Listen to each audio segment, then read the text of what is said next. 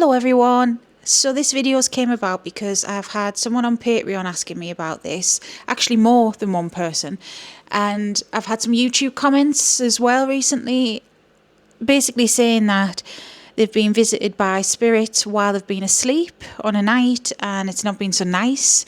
It's not been a good experience. So what can they do about it to protect themselves while they're asleep?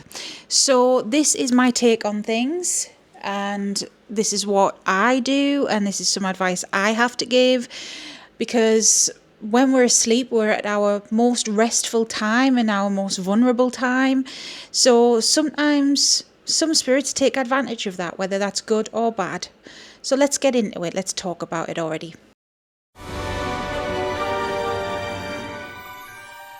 So, if you're new, welcome. If you're not new, welcome back. I am Sarah, that divination witch. This channel is a safe space and community where we share ideas, ask questions, nothing silly. We're all different. We don't judge. If you want to join the community, just hit subscribe. And if you want to check out my links below, if you want to support me, get a reading, I've got a shop, I've got Etsy, I've got Patreon. I'm teaching all sorts on there. We're teaching magic, teaching about Hecate, going through a path working. There's all sorts going on. So I would be grateful if you could check it out. Thank you. Right, so when we are asleep, we are at our most vulnerable. And when we are at our most vulnerable and our guard is down, spirits can take advantage of that. I don't say that to scare or mean to scare people, but it is true. And especially when you are new to this sort of thing, although it's not just for newbies, but when you are new to the spiritual world, I'll never forget somebody told me, once you know about them, they know about you, meaning spirits in general, good, bad, and everything in between. When you are newly waking up to this, they are aware, meaning, you see, those who are spiritual, we kind of emit this energy. Some people call it a light, but we emit this energy of being in touch with the spirit world. I mean, spirits are around us all the time, okay? Believe it or not, they are. It's just a fact of life. That's the way I see it. It's just we can't always see them or sense them because they exist in a different dimension to us, a different spiritual level of existence. But they are there regardless. So when you are tapping into your psychic abilities, opening up to this, then it's kind of like opening a doorway in a way. And this is why I harp on, and many other witches and spiritual people, not just witches, harp on about protections. Keeping yourself protected, keep yourself cleansed, keep up with your spiritual hygiene, all this jazz. I would say go check out the playlist on my channel where I talk about this. I talk about spiritual warfare and protecting yourself. I'll try and remember to link it below. If I don't, it is on the channel because I have a memory of a sieve sometimes. Alright, so we do harp on about that for a reason, okay? However, it doesn't stop these things happening. We can prevent it, but it doesn't stop it happening. And the more you learn, the more you get used to it as well, and the more you can combat it, the more you can look after yourself. It's like being streetwise except spiritual. So when you are asleep, your guard is down, literally, and in the spiritual as well. So there are ways to protect yourself.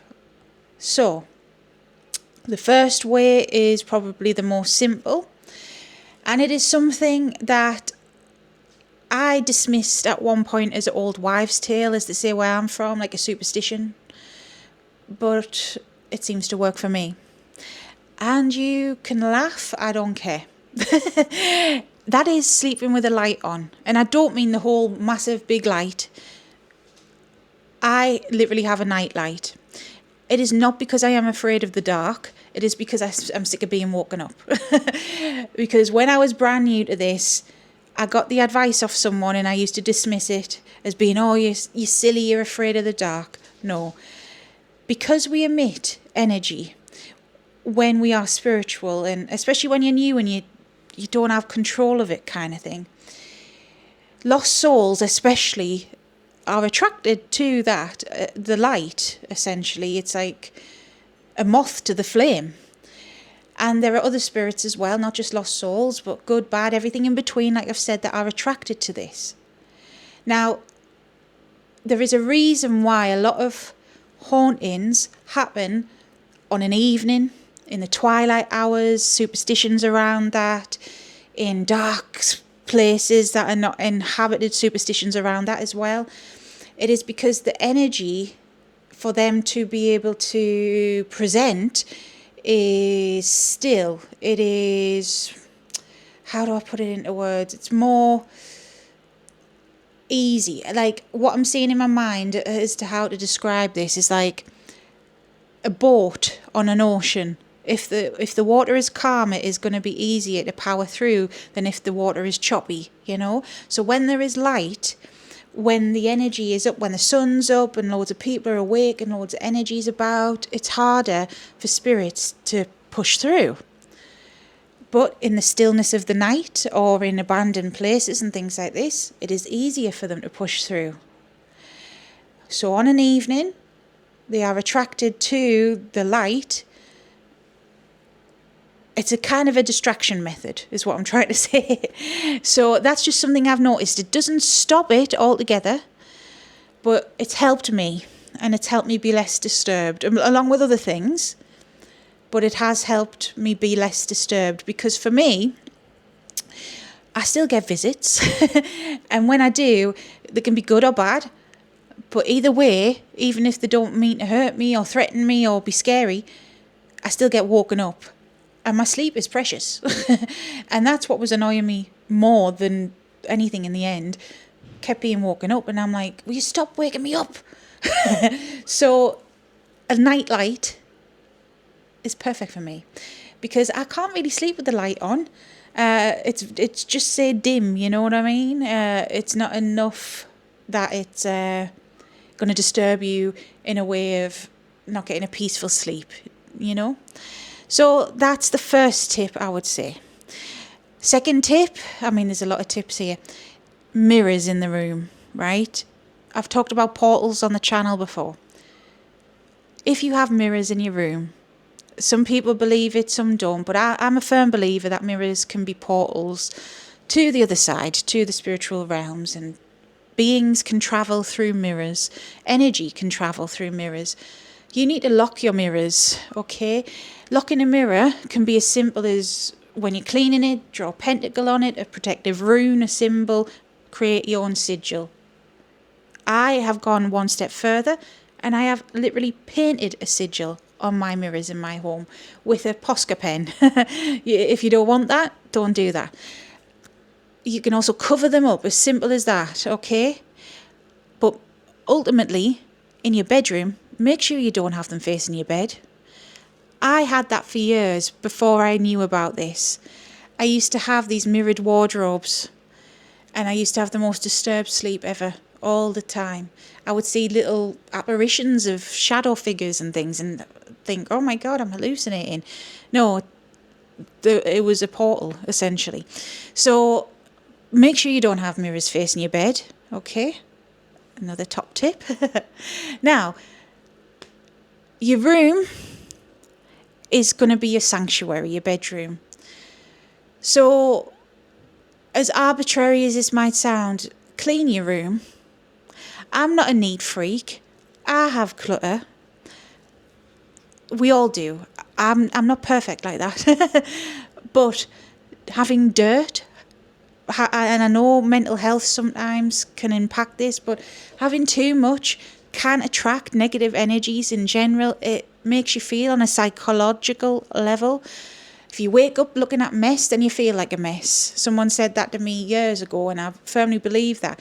I mean, some teachers, isn't it Feng Shui? They have a whole thing about the order of things in the home and the spiritual flow of things. I don't know too much about that, but all I know is your bedroom is your sanctuary, your safe place where you're going to rest and be vulnerable. So if it is a chaotic jumble with clothes on the floor and blooming all sorts, you're going to feel like that and attract that energy. I'm not saying it's going to attract a poltergeist to you or whatever, but it's going to attract that energy. Your next top tip. Crystals are your best friends. Not everyone's a crystal witch. I used to be when I was a beginner, let's say. I used to love me crystals. I do to an extent now. My eye's itching, sorry. Yeah, I do to an extent still now, but not as much as before. You can sleep with crystals under your pillow. You can put them... I've got one of them beds, what they're called. It has the storage underneath. It lifts up. I've got crystals under there. Some good crystals off the top of my head. Howlite, protective and soothing, promotes good sleep. Black tourmaline is protective across the board.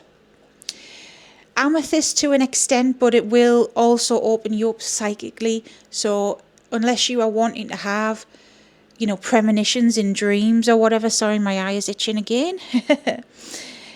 Unless you're wanting to promote something like that, I wouldn't recommend that personally. But there are a plethora of other crystals out there that you could use, do your research, but you could put them under your pillow, you could put them under the bed, around the bed. That's another top tip. Not just around the bed as well, you can put crystals above the bedroom door, above the windows, ceiling entryways, like that. You can use sigil magic. This is the next top tip. Look into sigil magic. Create your own sigil of protection. Even just having it on a piece of paper, slotted in your pillowcase. Something to protect you while you sleep. You can have that going. Another tip. The Native Americans have dream catchers. Now, I know they're sold here, there and everywhere, and it's a gimmick. Not to the natives, it's not a gimmick, but you could have your own version of that. Now, I'm not saying unless you are a Native American or you're comfortable with that, you do you. I personally wouldn't use a dream catcher now. I had them in the 90s and you know better. It was a trend. It was a fashion accessory. But you could set up some sort of ward that can catch the energy. So a dream catcher does that. It's meant to catch bad dreams, but it's really catching negative energy. So you could set something up. It doesn't have to be a talisman or something weaved together like that. It could be a jar spell that absorbs negative energy. It could be like an evil eye sort of thing, like a symbol that repels negative energy.